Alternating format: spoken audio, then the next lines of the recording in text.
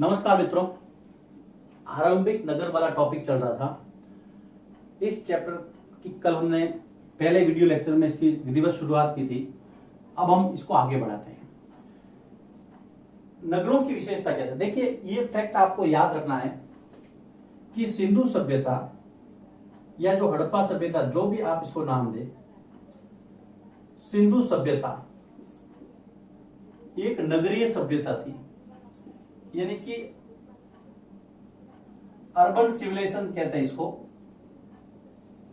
इसके बाद में जो वैदिक सभ्यता आई थी वो थी ग्रामीण सभ्यता, लेकिन सिंधु सभ्यता नगरीय सभ्यता थी। सबसे पहला आपको ये फैक्ट याद रखना है। यदि सिंधु सभ्यता नगरीय थी तो नगरों की विशेषता क्या थी, यही अपना पहला टॉपिक है।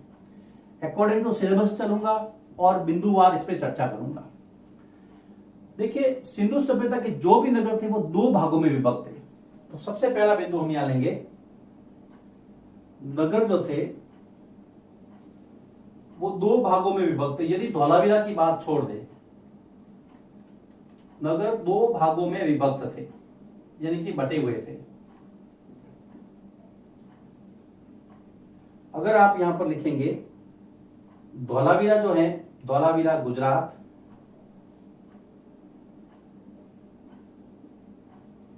ये धौलावीरा तीन भागों में विभक्त था। बाकी के जितने भी इसके जो नगर थे वो दो भागों में बटे थे, लेकिन धौलावीरा जो वो तीन भागों में बटा था। जब धौलावीरा आएगा तब मैं धौलावीरा की भी चर्चा करूंगा। देखिए, नगरों, मान लीजिए हम लोग इसके साथ साथ चित्र बनाते हुए भी चलेंगे। मान लीजिए ये नगर है, इस तरह से हम अगर नगर की, मान लीजिए ये नगर है, ये इधर उत्तर दिशा है, हमेशा उत्तर ऊपर होगा, ये साउथ है, ये आपका वेस्ट है और ये ईस्ट है। देखिए, समझना इसको, बहुत आसानी के साथ इजी कंसेप्ट है। इसका जो पश्चिमी भाग था वो छोटा था, इसलिए आप यहां लिखेंगे नगर योजना में जो पश्चिमी भाग था वो छोटा भाग था। पश्चिम दिशा ये रही, मान लीजिए ये पश्चिमी भाग है, छोटा सा भाग है, लेकिन इसके चारों तरफ एक परकोटा था, यानी कि चारों तरफ को चार दीवारी से घिरा हुआ था। पश्चिमी भाग छोटा भाग, लेकिन इसकी विशेषता थी कि वो ऊंचाई पर बसा हुआ था, यानी कि ये जो भाग था वो ऊपर था। तो आप देखें कि पश्चिमी भाग छोटा भाग, लेकिन ऊंचाई पर बसा था, ऊंचाई पर बसा था, परकोटा था। इसलिए लोगों ने अंदाज लगाया कि संभवतः यह शासक वर्ग का निवास था। संभवतः यह शासक, यदि कोई राजा होगा यदि उस समय का, तो उस समय वो यहां रहता था। हालांकि कोई प्रमाण नहीं मिला, संभवतः यह शासक वर्ग का निवास था। जिसके पास भी सत्ता रही होगी वो यहां पर बैठा होगा, पश्चिमी भाग में, छोटे भाग पर, परकोटे वाले। अब आते हैं पूर्वी भाग। पूर्वी भाग अपेक्षाकृत पश्चिम से बड़ा था, ये बड़ा। इसके चारों तरफ भी परकोटा था, यानी कि दीवार थी, लेकिन ये नीचे की तरफ था, यानी कि पूर्वी भाग बड़ा था लेकिन निचले हिस्से में बसा था। ये देखिए, पूर्वी भाग बड़ा था लेकिन निचले हिस्से में बसा था। इससे अंदाजा लगता है कि यहां पर जो है वो आम जनता का निवास स्थान था, यानी कि आम आदमी जो है, आम जनता जो है, पब्लिक जो है वो यहां रहती थी। आम जनता का निवास माना जाता है कि यहां पर आम जनता रहती होगी। दोनों के चारों तरफ परकोटा था। परकोटा मतलब चार दीवारी थी, वो भी पक्की ईंटों से बनी और मजबूत पक्की ईंटें थी। 1000 सालों के बाद में भी उसके अवशेष पाए गए। तो यहां पर लिखेंगे नगर का परकोटा, परकोटा कहते हैं चार दीवारी। देखिए, ये भी चार दीवारी, ये भी चार दीवारी। तो नगर का परकोटा यानी कि चार दीवारी, वो मजबूत ईंटों से निर्मित था। मजबूत ईंटों से निर्मित, यानी कि बना हुआ था।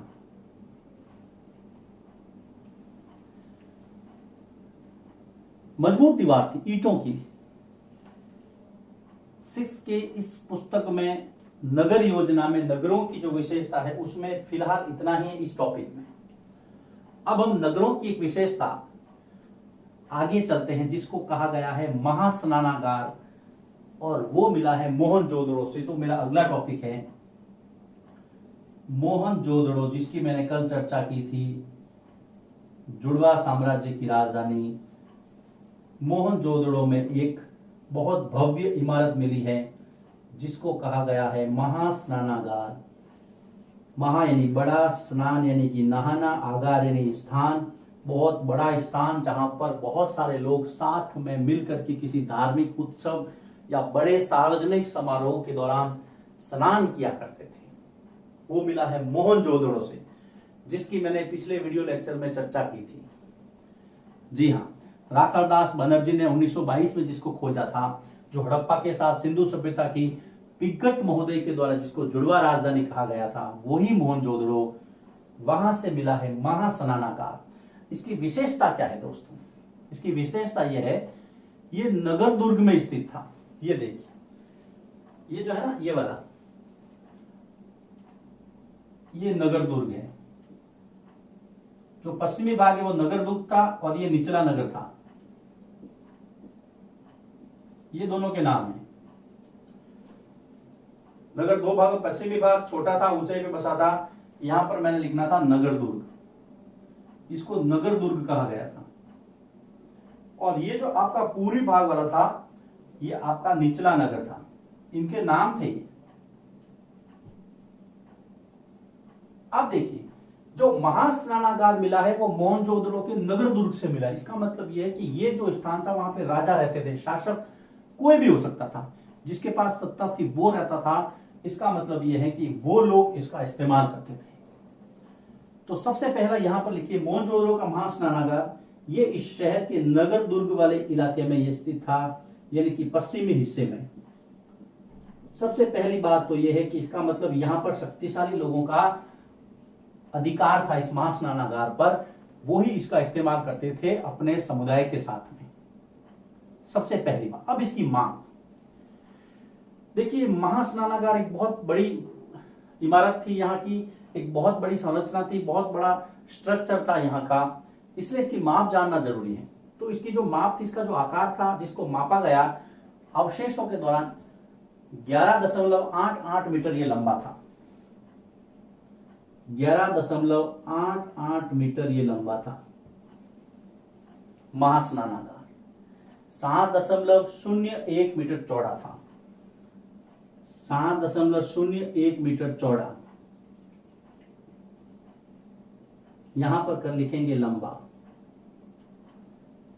और उसके बाद में 2.43 मीटर गहरा था। 2.43 मीटर गहरा, जो कि मोहनजोदड़ो से मिला था। ये इसकी माप है मित्रों। लंबाई, चौड़ाई और गहराई मैंने बता दिया आपको। मोहनजोदड़ो के नगर दुर्ग इलाके से एक महास्नानागार मिला है। अब इसकी विशेषताएं, सबसे पहले इस पर ईंटों और प्लास्टर का उपयोग किया गया ना। यहां पर लेता हूं मैं, ईंटों व प्लास्टर का प्रयोग। देखिए, बहुत सरलता से समझाने की कोशिश करूंगा, एक एक चीज खोल करके, क्योंकि क्लास 6 का मामला है और छठी क्लास, 6th क्लास जो बेस है आपका, उसके अंदर आपको ये सारी चीजें समझनी है। रटने की कोई बात नहीं है, समझने की बात है।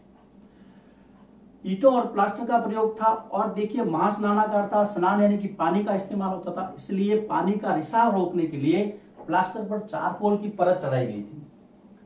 पानी का रिसाव रोकने, यानी पानी जाए नहीं, कहीं भी लीकेज नहीं हो, उसके लिए क्या किया था? पानी का रिसाव रोकने के लिए प्लास्टर पर चारकोल की परत चढ़ाई गई थी। जी हां, जो प्लास्टर किया गया था उस पर चारकोल की परत चढ़ी थी। चारकोल की परत यानी कि लेयर चढ़ाई गई थी। आज भी हम लोग कई बार किसी विशेष पदार्थ का लेप करते हैं कहीं पर, बिल्कुल उसी तरह से। पानी रिसे नहीं, पानी बाहर नहीं जाए, जितना पानी आपने डाला है वो पानी अंदर रहे इसके लिए। दोनों तरफ सरोवर यानी कि जो स्नानागार था उसमें उतरने के लिए सीढ़ियां बनी थी। सरोवर में दो तरफ उतरने के लिए सीढ़ियां थी, स्टेप्स, उतरने के लिए स्टेप्स बने थे, यानी कि सीढ़ियां बनी थी, सीढ़ियां बनी थी। देखिए बहुत आसानी से समझना, इसको कहीं भी हड़बड़ाने की जरूरत नहीं। मैं एक एक चीज आपको पहले नगर योजना बताई है, इसका चित्र बनाया, अब मैं बता रहा हूं मां स्नानागार, वो मिला है मोहनजोदड़ो से। सरोवर में उतरने के लिए दोनों तरफ सीढ़ियां थी, सॉरी स्टेप्स थे, और इसके चारों तरफ कमरे बने थे, चारों तरफ कमरे थे, रूम्स बने हुए थे। कितनी खूबसूरत, एक अद्भुत जो है वो यहां पर कारीगरी देख सकते हैं हम, स्ट्रक्चर देख सकते हैं, शिल्प कला का नमूना था ये। देखिए पानी भरने के लिए नजदीक के कुएं का इस्तेमाल होता था। पानी के बिना तो स्नान कैसे होता, तो पानी भरने के लिए इसके नजदीक में कुआं था, नजदीक के कुएं का इस्तेमाल किया जाता था, कुएं का इस्तेमाल होता था।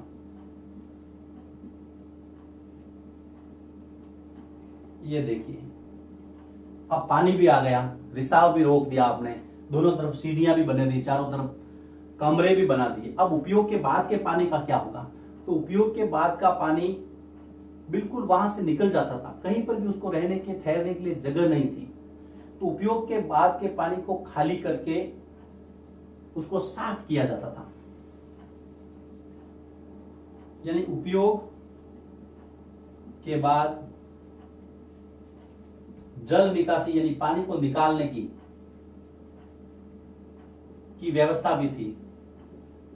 नहीं तो गंदे पानी से आप क्या करोगे, एक बार स्नान का आयोजन हो गया उसके बाद में गंदे पानी को वहां से निकालना पड़ेगा, और निकालने की अच्छी वहां पर व्यवस्था थी उसके अंदर महास्नानागार में। कोई विशेष आयोजन पर इसका इस्तेमाल किया जाता था। सबसे बड़ी बात है इसकी कि इसका उपयोग है वो विशेष आयोजन पर महास्नानागार का उपयोग होता था। इसका मतलब महास्नानागार का इसका उपयोग होता था, किसका, महास्नानागार का, विशेष आयोजन पर, जब कोई स्पेशल ओकेजन होता था। अब देखिए यहां पर हम लोग एक चित्र बना देते हैं। मान लीजिए ये आपका सरोवर है, महास्नानागार है, इसके दोनों तरफ स्टेप्स बने हैं, ये इस तरह से, चारों तरफ इसके कमरे बने हुए हैं, इस तरह से ठहरने के लिए, उपयोग करने के लिए, जो भी आप समझे, इस तरह से कमरों की श्रृंखला थी। पास के कुएं से यहां पानी भरा जाता था और उसके बाद में जल निकासी की उत्तम व्यवस्था थी। इस तरह से महास्नानागार का स्ट्रक्चर था। इसके बाद में जो छोटा सा टॉपिक दिया हुआ है कि भी कालीबंगा जो कि राजस्थान के अंदर है, घग्गर नदी के किनारे, और लोथल गुजरात भोगवा नदी के किनारे, वहां से हवन कुंड के अवशेष मिले हैं। तो दो स्थान है, देखो कौन कौन से, मैं यहां लिखता हूं। एक तो आपका कालीबंगा, कालीबंगा आया हुआ है राजस्थान में, नदी थी घग्गर नदी। एक है आपका लोथल जो आया हुआ है गुजरात में, भोगवा नदी। दोनों से यहां पर हवन यानी कि अग्निकुंड मिला है, यानी किसी ने हवन किया ऐसा लगा, हवन के अवशेष मिले हैं। अवशेष का मतलब होता है सबूत मिले हैं। ऐसा माना जाता है कि भाई कालीबंगा और लोथल की जगह जो थी वहां पर हवन किया जाए। इसका मतलब सिंधु सभ्यता में हवन की जो प्रणाली है, अग्निकुंड मिले हैं, कुछ जले हुए दानों के अवशेष मिले हैं। ये दोनों चीजें, प्रश्न आता है सीधा सीधा, वे कौन सा स्थान है जहां से आपको हवन के या अग्निकुंड के साक्ष्य मिले हैं, सबूत मिले, तो आपको दोनों जगह बतानी है, कालीबंगा राजस्थान और लोथल गुजरात। इसके अलावा लोथल, मोहनजोदड़ो और हड़प्पा से बड़े बड़े भंडारगृह यानी कि अन्नागार के अवशेष मिले हैं। मैं यहां पर लेता हूं तीनों को, लोथल जो गुजरात में है, हड़प्पा जो कि पाकिस्तान पंजाब में है, और मोहनजोदड़ो तो मैंने आपको बताया था अभी, ये भी पाकिस्तान के अंदर है। ये तीनों से अन्नागार यानी कि बड़े बड़े भंडार जहां पे अन्न रखा जाता था, वहां के भंडार ग्रह के अवशेष मिले हैं, के साक्ष्य मिले हैं।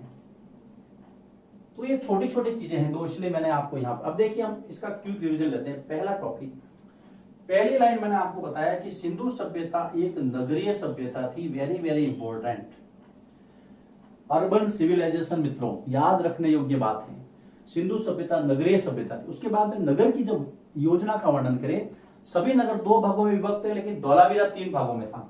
तो यहाँ पर 2 और 3 दोनों लिख सकते हैं आप। धौलावीरा का मैंने स्पेशल जिक्र किया है, गुजरात में, इसके बारे में हम आगे पढ़ेंगे। पश्चिमी भाग था वो छोटा था लेकिन ऊंचाई पर बना था, इसलिए ऐसा अंदाजा लगाते हैं कि यहाँ पे शासक लोग रहते थे, शासक वर्ग का निवास था, और इसको नगर दुर्ग कहा जाता था। बहुत महत्वपूर्ण। जो पूर्वी भाग था वो निचले हिस्से में था, इसको निचला नगर कहते थे। ऐसा माना जाता है कि वहां पर आम जनता रहती थी। ये 2 भाग, और नगर पे परकोटा 4 दीवारी जो कि मजबूत ईंटों से बना था, बहुत मजबूत ईंटें थी। ये 3 स्टेप है, आपको याद रखने हैं। अगर आप बना सको तो ये स्ट्रक्चर है, देखिए ये पहला वाला हिस्सा है, ये दूसरा वाला बड़ा वाला हिस्सा है, जिसको निचला नगर कहा गया, पहले को नगर दुर्ग कहा गया। इस प्रकार से स्ट्रक्चर है, चारों तरफ इसके परकोटा है, मजबूत दीवार। फिर आ गया महास्नानागार, कहां से मिला है? म से महास्नानागार, म से मोहनजोदड़ो, दोनों म मिलके बहुत इंपॉर्टेंट क्वेश्चन लाते हैं। पहली बात, कहां मिला है? नगर दुर्ग वाले इलाके में मिला है, पश्चिम दिशा में, जहां पे शासक वर्ग, ये इसकी वहां पे सिलेबस में नहीं दी है, लेकिन याद रखेंगे तो अच्छा होगा, बहुत महत्वपूर्ण है। ये कभी नहीं बदलेगी मित्रों, कभी नहीं बदलेगी। एक ही बार मिला है, एक ही बार याद कर लो, जब तक आपको काम आएगा, जब तक आप याद रखेंगे इसको। ईंटों में प्लास्टर का प्रयोग था, पानी का रिसाव रोकने के लिए प्लास्टर पर चारकोल की परत चढ़ी थी, दोनों तरफ से सीढ़ियां बनी थी उतरने के लिए। नजदीक के कुएं का इस्तेमाल पानी भरने के लिए होता था। उपयोग के बाद में जल को निकाल दिया जाता था, गंदे पानी को, उसकी विशेष व्यवस्था थी। और इसका आयोजन, जो विशेष आयोजन होता था, उस पर इसका उपयोग होता था। ये आपका सरोवर है, ये चारों तरफ कमरे हैं, ये दोनों तरफ सीढ़ियां हैं, और ये कुआं है पानी भरने का। इस प्रकार का स्ट्रक्चर था। फिर 2 स्थान दिए थे आपके, कालीबंगा और लोथल, जहां से अग्निकुंड यानी कि हवन के अवशेष मिले हैं, अग्निकुंड के अवशेष मिले हैं, ये आपको ध्यान रखना है। उसके बाद में आपके लोथल, हड़प्पा और मोहनजोदड़ो 3 स्थानों से अन्नागार के अवशेष मिले हैं। तो इतनी सी बातें आपको इस वीडियो की याद रखनी है। इस चैप्टर के कम से कम 5 से 6 वीडियो बनेंगे, वो सभी छोटे छोटे वीडियो हैं। अगर आप सभी को देख लेंगे तो उसके बाद में आपके लिए जानकारी भी बहुत महत्वपूर्ण है, और जो पीछे अभ्यास के प्रश्न दिए गए हैं, जो एग्जाम के लिए बहुत महत्वपूर्ण है, उसे भी आप सरलता से कर पाएंगे। अब हम इसके आगे वाला जो टॉपिक है, उसकी चर्चा अगले वीडियो लेक्चर में करेंगे।